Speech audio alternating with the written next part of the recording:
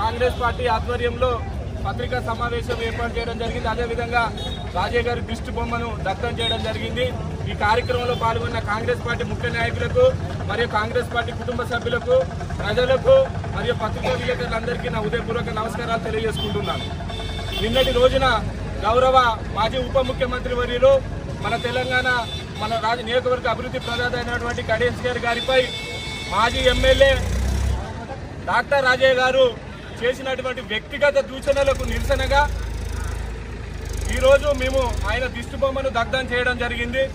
ఈరోజు అభివృద్ధిలో ముందుకు పోతూ నియోజకవర్గాన్ని రాష్ట్రంలో ముందుకు తీసుకుపోతున్నటువంటి గౌరవనీయులు పెద్దలు కడియం గారిపై వ్యక్తిగత దూషణలు చేసుకుంటూ ఈరోజు అభివృద్ధి అనే అవపడకుంటుండేందుకు ఒక ఎత్తుగడ మీద ఆయన మీద వ్యక్తిగత దూషణతో చేయడం జరిగింది.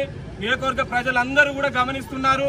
సభ్య సమాజమే తలదించుకునే విధంగా ఒక నీచ రాజకీయాలకు తెరలేపుతూ నిన్నటి చేసిన వ్యాఖ్యలను మీరు ఈరోజు ముక్త ఖండంతో తీవ్రంగా ఖండించడం జరుగుతుంది. రాజయ్య వ్యాఖ్యలను ఈ భవిష్యత్తులో కూడా ఇలాంటి వ్యాఖ్యలు చేస్తే తీవ్ర పరిణామాలు ప్రజల చేతిలో, కాంగ్రెస్ పార్టీ కార్యకర్తల చేతిలో ఎదుర్కోవాల్సిన ఆవశ్యకత ఉంటుందని కూడా ఈ సందర్భంగా ఆయనకు హెచ్చరికలు జారీ చేయడం జరుగుతుంది.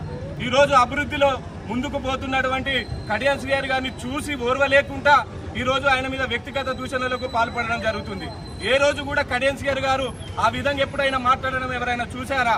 ఆయన పనేందో వ్యవహారం ఏందో చేసుకుంటూ ప్రజలకు అందుబాటులో ఉంటూ నిత్యం ప్రజల కోసం గ్రామాలలో తిరుగుతూ ఆయన సేవా కార్యక్రమాలు చేసుకుంటూ అభివృద్ధి కోసం ముందుకు పోవడం జరుగుతుంది.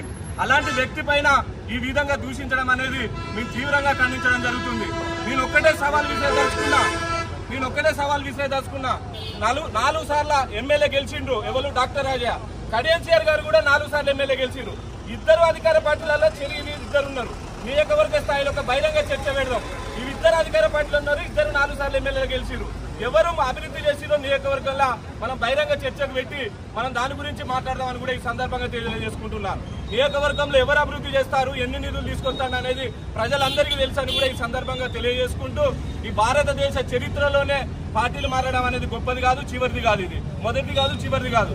అలాంటి వ్యక్తి ఆఖరికి కడియం గారు ఒకటే మాట చెప్పిండు గతంలో, నేను చట్ట ప్రకారం ఏ విధంగా నిర్ణయం వచ్చినా దానికి కట్టుబడి ఉంటే అవసరమైతే ఎలక్షన్లు పోయడానికి బై ఎలక్షన్లకు సిద్ధమని చెప్పడం జరిగింది.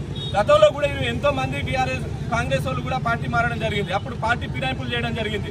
ఈ రోజు ఎక్కడ లేని విధంగా రాష్ట్రంలో ఒక కడియం గారిని టార్గెట్ చేసుకుని మాట్లాడడం కరెక్ట్ కాదని కూడా ఈ సందర్భంగా తెలియజేసుకుంటూ ఒకవేళ ఎలక్షన్లు వస్తే కూడా ఆయన ఎదుర్కొంటానని కూడా ఎప్పుడో గతంలో స్పష్టంగా చెప్పడం జరిగింది.